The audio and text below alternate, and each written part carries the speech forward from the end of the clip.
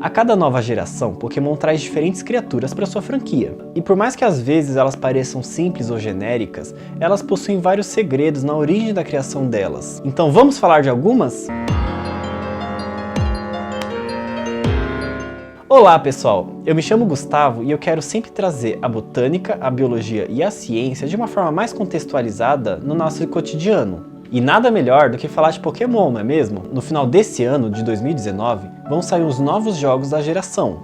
Foi mostrado que no jogo, o primeiro ginásio vai ser do tipo planta, liderado pelo Milo. Nossa, pera... Opa, imaginei errado. E nesse ginásio foi mostrada a primeira linha evolutiva, que são esses dois Pokémons do tipo planta. O Gossifleur e o Eldergloss. E o Eldergloss. O Gossifleur e o Eldergloss. Se eu falei o nome certo. À primeira vista, qual parece ser a inspiração para esse Pokémon? Parece muito com Dente de Leão, certo? Mas tá errado. A palavra Goss presente no nome desses dois Pokémon vem de Gossypium, que é o gênero do algodão. E se a gente comparar, olha como a flor do algodão parece muito com a flor do Pokémon. E se isso não parece suficiente, o cabelo vermelho desse Pokémon também está relacionado ao algodão. Isso porque a flor do algodão também pode ser vermelha.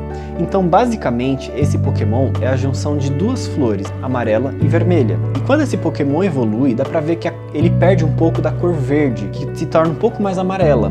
Porque no processo de formação do fruto do algodão, a parte dessa planta começa a secar, começa a ficar mais amarelada. Então isso também apresenta uma semelhança muito grande. E detalhe que o algodão pode ser alterado geneticamente para ser naturalmente vermelho ou com tons de marrom. E isso pode dar uma pista para qual vai ser a cor Shine desse Pokémon, que é a cor da alternativa dele. E como esse jogo se passa no contexto da Inglaterra, e no próprio jogo é mostrado que tem vários cenários com máquinas. E na época da Revolução Industrial da Inglaterra, o algodão teve um papel muito importante, porque foi quando começou a surgir aquelas máquinas gigantescas que começaram a processar a fibra do algodão. Tanto que no final do século XVIII, a cidade de Manchester era conhecida como Cotonópolis, e isso literalmente significa a cidade do algodão, porque era o polo de todo o algodão. Então não é surpresa que essa geração vai ter um Pokémon algodão. Mas você quer ouvir uma coisa bizarra sobre algodão? Uma coisa realmente muito estranha? Na época medieval do século XIV, a Europa recebia as fibras do algodão já processadas. Então eles não viam a planta inteira. E na época chamavam o algodão de lã de árvore. E como as pessoas não sabiam como o algodão era produzido, e eles sabiam que existia a lã, eles imaginaram que a planta do algodão era isso aqui. Uma ovelha planta que produz uma lã vegetal. É muito bizarro como eles olhavam para isso. Gente, eu juro que eu não consigo entender como na época eles achavam que esse negócio existia. E é tão estranho isso, que eles achavam que os galhos dessa árvore eram maleáveis. E quando a ovelha dessa planta ficava com fome, o galho entortava e a ovelha começava a pastar. É meio bizarro essa imagem de ovelha, é meio estranho.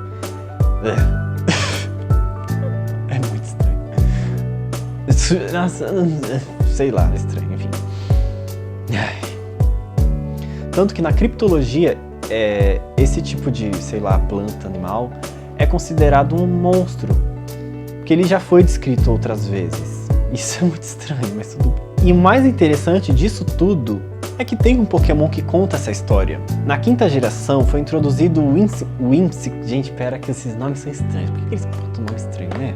Na quinta geração, eles introduziram o Whimsicott, que é esse Pokémon aqui, que dá pra gente ver que ele tem características semelhantes a uma ovelha de planta, uma espécie de ovelha carneiro, por conta dos chifres, e ele ser feito de algodão, que traz muito essa relação de que eles achavam que o algodão vinha de uma ovelha planta. E isso eu acho muito interessante em Pokémon, como eles conceituam as criaturas deles. Então, por mais que elas pareçam uma coisa meio simples, meio normal, às vezes tem um fundo muito interessante. Bom, pessoal, se vocês gostaram dessa minha análise, deixa nos comentários se vocês querem que eu fale sobre outros Pokémons dessa... Que geração que é essa?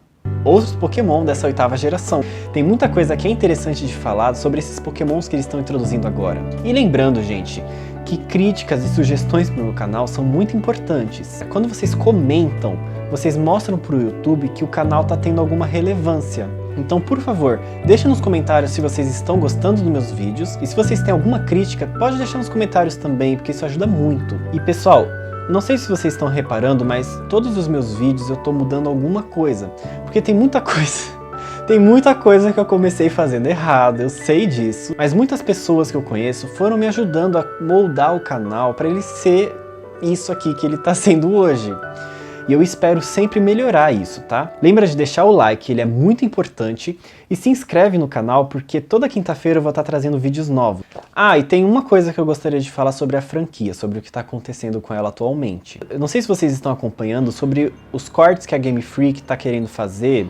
Eles vão fazer seleções dos pokémons que eles acham que devem estar nos jogos novos, né, desses que vão sair, usando uma justificativa meio furada, porque eles estão falando que é para manter o padrão alto dos gráficos, sendo que eles estão reciclando os mesmos gráficos desde 6 anos atrás, da época de X e Y. Se a gente for ver as animações desse jogo novo, não tá tão diferente assim, e eles estão falando que é para balancear o jogo. Mas mesmo assim as opiniões são bem diversas. Deixa também nos comentários o que você tá achando disso. Eu faço parte de quem não tá gostando nem um pouco disso, porque, isso é basicamente deixar a franquia pisar em cima dos jogadores, porque eles sabem que vão comprar os jogos. Isso é muito absurdo. Eu não sei lá. Isso porque quem joga Pokémon sabe que a Game Freak vem pisando nos jogadores faz muito tempo. Eles fazem umas coisas que eles sabem que vão vender, então pra que mudar, né? Pra que tentar fazer um jogo melhor se eles podem fazer um jogo por ano meia boca, pra depois lançar uma versão completa que vão comprar do mesmo jeito, eles vendem em dobro.